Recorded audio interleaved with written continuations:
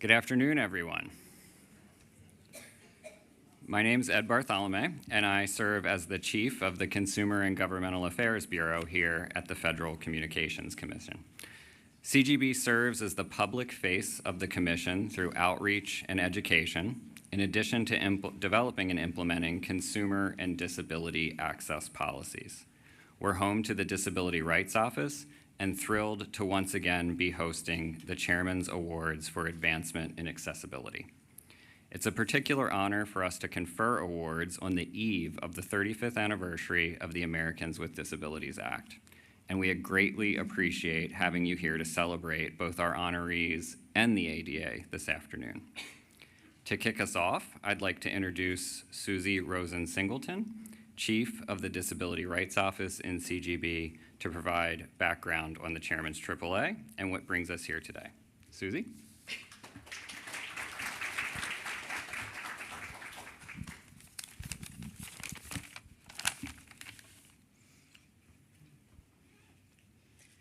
Thank you, Ed.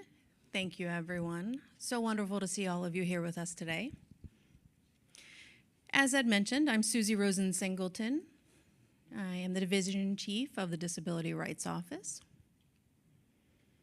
I am really honored to have been here almost 14 years now, focusing on accessibility work for issues covered under the purview of the Commission. Been in this field for 30 years and am thrilled that we are able to take today to celebrate accessibility work for millions of Americans. As we all know, we've come a long way, but at the same time, we do still have much more progress to make for people with disabilities in terms of accessibility. You'll hear about incredible innovations today from our awardees. And on a day like this, I do have to toot the horn about the Disability Rights Office.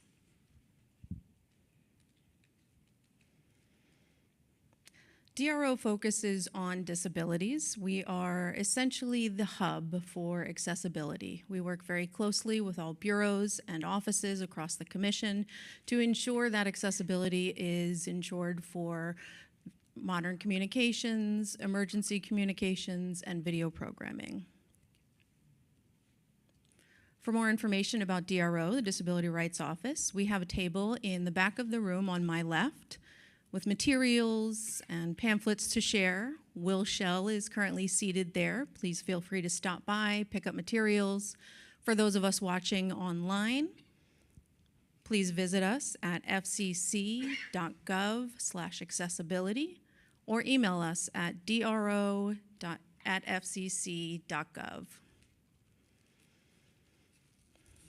I also have to recognize how important the DRO team is, with a special shout out to Bob Aldrich, who is here with us in the audience, seated in the back. He is our front office representative for CGB, and our deputy chiefs, Will Shell and Michael Scott, who are both here with us in the audience. Thank you both, as well as everybody on the DRO team. We could not make accessibility shine at the FCC without all of your effort and support. Now for a bit of background about the FCC's Chairman's Award for Advancement in Accessibility, or the AAA. This was launched to commend the efforts of the marketplace exceeding the mandate of various laws and statutes in innovations making communications accessible for people with disabilities. Over the last 14 years, we have hosted the Chairman's AAA 10 times, recognizing over 40 innovations. The AAA has highlighted the spectrum of innovation from quiet, essential breakthroughs to more cutting-edge deployments of new technologies, pushing the boundaries of accessibility. Some examples include open source captioning editors, hydraulic braille display research, sign language recognition, and augmented reality, also known as AR for co-navigation. Some small steps, some large steps, but all great strides forward. But today is not about products. Today we focus on the individuals. Innovation does not live in devices and equipment. It is lived and spurred by people like our awardees. So today we return to honoring the individuals. These leaders whose vision, advocacy, and persistence have really driven accessibility work forward. The last time we hosted this event was 2020, the 30th anniversary of the Americans with Disabilities Act and the 10th anniversary of the Communications and Video Accessibility Act. So it's very fitting that we are now doing it again and recognizing individuals at the time of another milestone, the 35th anniversary of the Americans with Disabilities Act and the 15th for the CVAA. We celebrate honorees today because they reflect the spirit of the ADA and CVAA. They are community builders, policy shapers, technologists, and advocates. Each of them have contributed to make inclusion more accessible.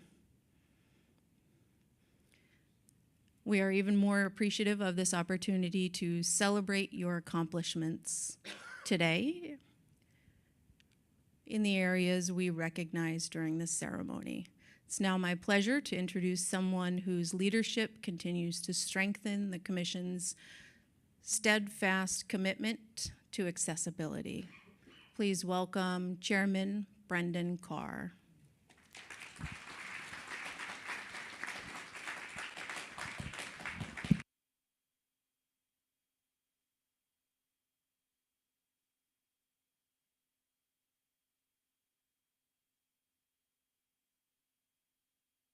A meeting up here not too long ago. We've quickly reshuffled and reset the room, and it's wonderful to be with all of you. I'm excited to be bringing back the Chairman's Awards for Advancements in Accessibility, or the AAA Awards, as we like to call them internally, and doing so for the first time since 2021. The AAA were first introduced originally back in 2010, which marked the 20th anniversary of the landmark legislation, the Americans with Disabilities Act, or ADA. The ADA was the very first comprehensive law ever passed for people with disabilities. Now, 2010 was also the year that the 21st Century Communications and Video Accessibility Act, or CVAA, we got a lot of acronyms in this space, was signed into law. This year, we're now celebrating the 35th anniversary of the ADA, as well as the 15th anniversary of the CVAA. It's a big year for advancements in accessibility, and a lot has changed over the last 35 years. So let me take a moment to put those last 3 decades into a little bit of perspective. All the way back on July 26, 1990, the day the ADA was signed into law, Americans were still primarily communicating by landlines. Communications tools for those with hearing or visual impairment were scarce, oftentimes putting educational and professional opportunities out of reach for too many. Since then, we've seen a 35-year evolution in technology, with tools like screen readers, speech recognition software, hearing aid technology, text-to-speech, speech-to-text technologies all being launched in the marketplace and changing and improving lives over time. Still a lot of work to do, but good progress over the last 35 years. Another example, we can look back to October of 2010, when the CVAA became law. That's when Apple first launched the iPad. The iPhone at the time was on its 4th iteration, and today we're up to 16 different versions over 15 years. So what does all of this tell us? It tells us that technology is always changing.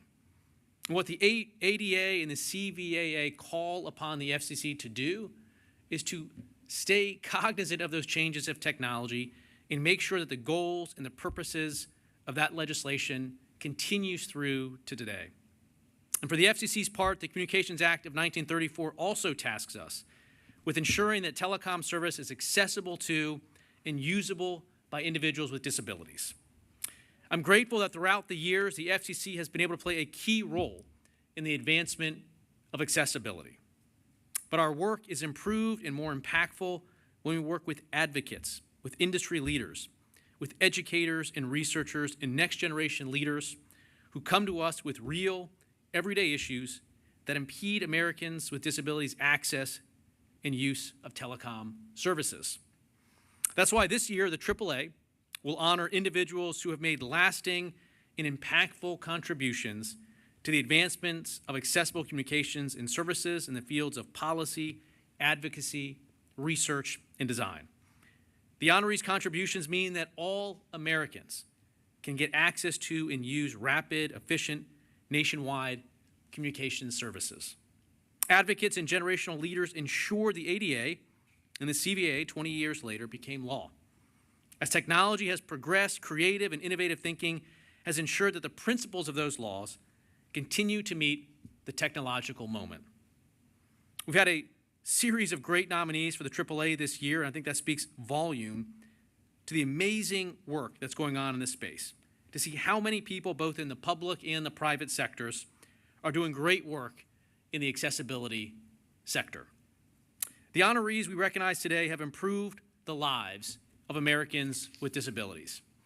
Now, before I turn things back over to Ed Bartholomew for the award presentations, I'm excited to make another announcement today, which is that we have rechartered and expanded the Consumer Advisory Committee as a new Consumer Protection and Accessibility Advisory Committee, or CPAC.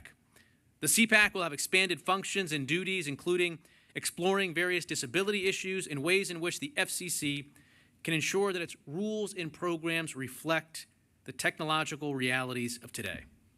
We have many individuals in the room today that have graciously volunteered their time to be part of the CPAC, and so I'd like to thank you in advance for your leadership and your contribution. I know you all have time-consuming day jobs, so I really appreciate you taking on that added responsibility. I really look forward to the important work that will come out of the work that you all will get done. Finally, I would like to thank the Consumer and Governmental Affairs Bureau for their continued work on accessibility issues, and the FCC staff who's helped put this event together and have made so much progress over the years on these important issues.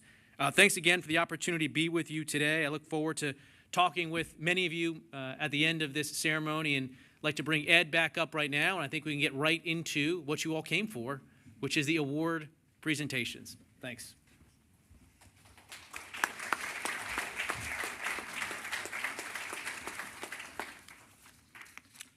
Thank you, Chairman Carr.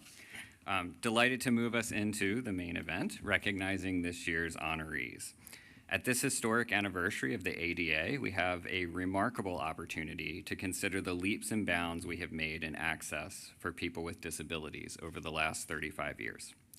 35 years ago, the Americans with Disabilities Act transformed the landscape of accessibility in the United States. It put a focus on ensuring access to physical spaces and a wide variety of services, including communication services. It is fair to say it sparked a movement. For the field of American Sign Language interpreting, the ADA accelerated the need for qualified professionals in every corner of public life, in schools, hospitals, courtrooms, and crucially, in emergencies. What was once a grassroots volunteer effort began to take shape as a profession with national standards, ethical frameworks, and a growing awareness that communications access is a civil right. Today, we honor someone who has taken that evolution even further. Vicki Bond, a nationally certified ASL interpreter and now community outreach coordinator with the Arizona Department of Emergency and Military Affairs. Ms. Bond is a pioneer in accessible emergency response. She founded the Emergency Response Interpreter Credentialing Program, training ASL interpreters and CART practitioners to work effectively during crises. She authored Arizona's statewide communications access protocol and created the nation's first online ASL hazard term database, ensuring standardized life-saving terminology is accessible and consistent. Because of Vicky's leadership, accessibility is no longer reactive, it's proactive, planned, and embedded into the fabric of emergency response. Please join us in honoring Vicky Bond.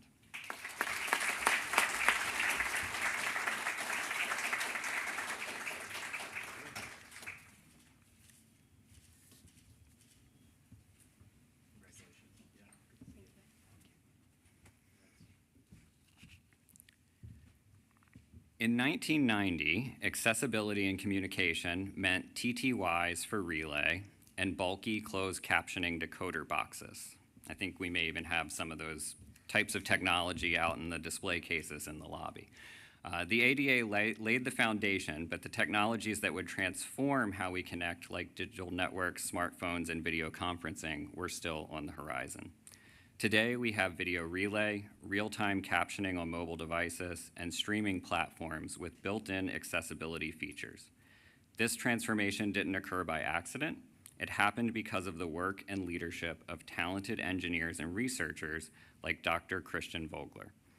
As director of the Technology Access Program at Gallaudet University, and principal investigator of the Rehabilitation Engineering Research Center on Telecommunications Access, that's a mouthful, Dr. Vogler has led critical research to ensure that rapidly evolving communication technologies serve everyone.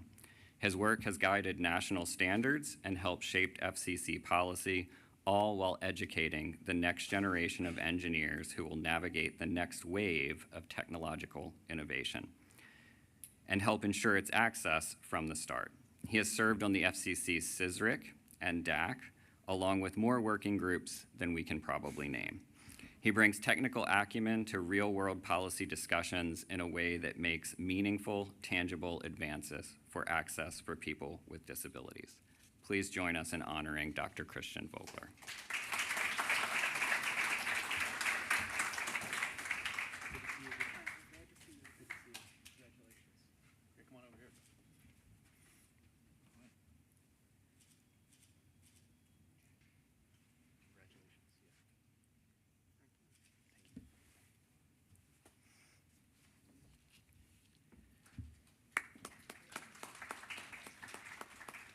As we honor Dr. Christian Vogler for a career spent advancing accessibility through research, policy, and standards, we also recognize his role in shaping the next generation of innovators, engineers, and technologists who will carry that mission forward in new and uncharted directions.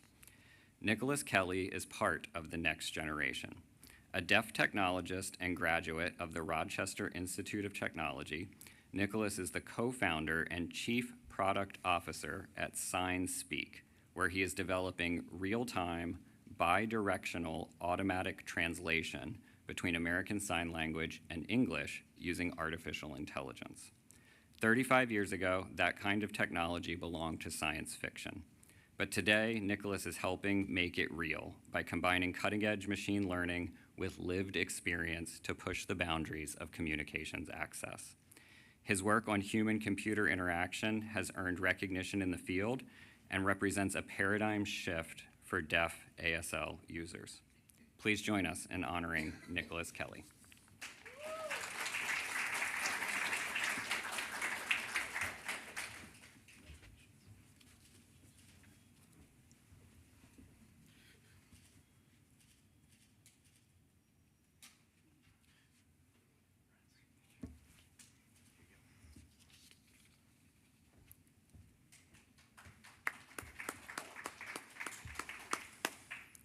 Our final honoree today may need no introduction, but he can't escape one in this instance. Greg Leibach first came into the national spotlight as one of the student leaders of the Deaf President Now movement, a turning point that helped redefine what leadership and representation should look like. It was a moment that set the stage for the ADA and embodied the principle we still fight to uphold: nothing about us without us. Greg took that spirit with him into a remarkable legal career, becoming a key figure in advancing communications access for people with disabilities. In his 15 years at the FCC, he helped guide relay services through a period of rapid technological and regulatory change, and became the first deaf person to lead the FCC's Disability Rights Office. He played a key role in video relay service reform at an inflection point for the industry and led the FCC's efforts to implement the 21st Century Communications and Video Accessibility Act of 2010. He brought to bear not only a formidable legal mind, but a keen sense of the importance of representation and accountability. His leadership has transformed systems and inspired generations. Please join me in honoring Greg Leibach.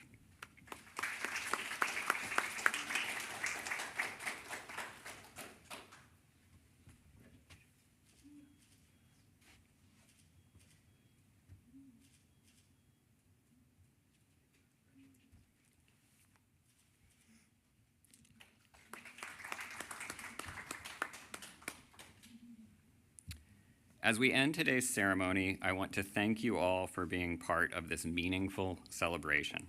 I also want to thank the FCC staff who helped plan today's ceremony and those that contributed to the review of nominations for this year's awards. We've honored leaders whose work reminds us both how far we've come and how far we have yet to go. Please join us for some refreshments after the close of the program. And cake also. Cake. Yeah. That's the most important refreshment, right? Yeah. As we toast to both our winners and the ADA. Thank you.